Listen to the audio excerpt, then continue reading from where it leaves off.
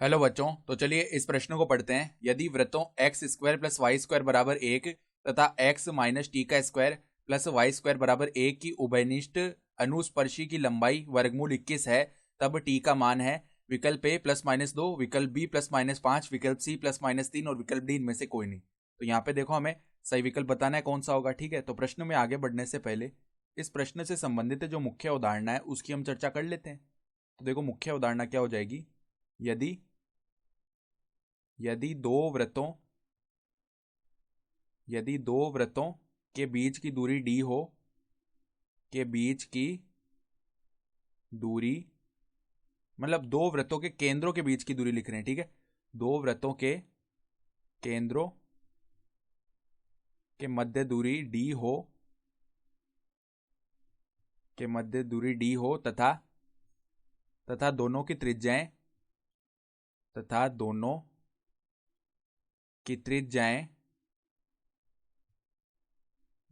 त्रिज्याएं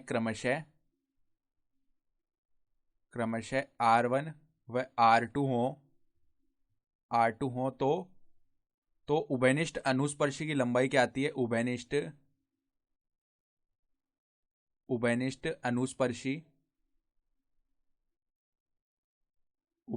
अनुस्पर्शी की लंबाई, इसका जो सूत्र होता है ना वो क्या होता है। देखो, इसकी लंबाई का सूत्र बराबर में वर्गमूल के अंदर पहले आता है डी स्क्वायर माइनस में r1 प्लस में r2, इसका कर देते हैं हम स्क्वायर।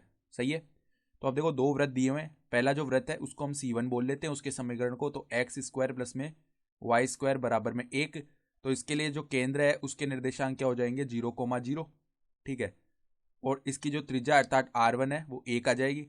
फिर देखो, C2 जो वृत्त है उसका समीकरण है एक्स माइनस टी का स्क्वायर प्लस में वाई स्क्वायर बराबर में 1। तो इसके लिए अगर केंद्र लिखेंगे ना तो उसके निर्देशांक आ जाएंगे t,0, और इसकी जो त्रिज्या r2 है ना वो क्या आ जाएगी हमारी 1 के बराबर। ठीक है, दोनों इकाई है, 1 इकाई, और ये जो त्रिज्या है वो भी हमारी 1 इकाई आ गई। तो अब इनकी उभयनिष्ठ जो अनुस्पर्शी है ना उसकी लंबाई हमें दी हुई है। तो वर्गमूल 21 बराबर में, देखो वर्गमूल के अंदर इनके केंद्रों के बीच की दूरी लिख लेते हैं। ठीक है, तो केंद्रों के बीच की जो दूरी है वो क्या आ जाएगी, x2 माइनस x1 का स्क्वायर प्लस में y2 माइनस y1 का स्क्वायर, और उसका वर्गमूल लेंगे। ठीक है, फिर यहाँ पर देखो डी स्क्वायर लिखना है ना हमें, तो वर्गमूल के ऊपर वर्ग करेंगे तो वो हट जाएगा वर्गमूल, और हमारे पास केवल टी स्क्वायर बच जाएगा अंदर। फिर देखो, माइनस में r1 प्लस r2 का स्क्वायर, यानी 1 प्लस 1 2 का स्क्वायर हो गया 4। ठीक है, तो अब देखो दोनों वर्ग कर लेंगे तो 21 बराबर में आ जाएगा टी स्क्वायर माइनस का 4, यानी कि टी स्क्वायर का जो मान है ना वो 21 प्लस 4 यानी 25 के बराबर आएगा। यानी टी का जो मान है ना वो क्या आ जाएगा, प्लस माइनस का 5 आ जाएगा। ठीक है, यानी कि विकल्प बी जो है वो हमारा सही विकल्प आ रहा है। ठीक है, तो आशा करता हूँ कि आपको ये प्रश्न समझ में आया होगा। धन्यवाद।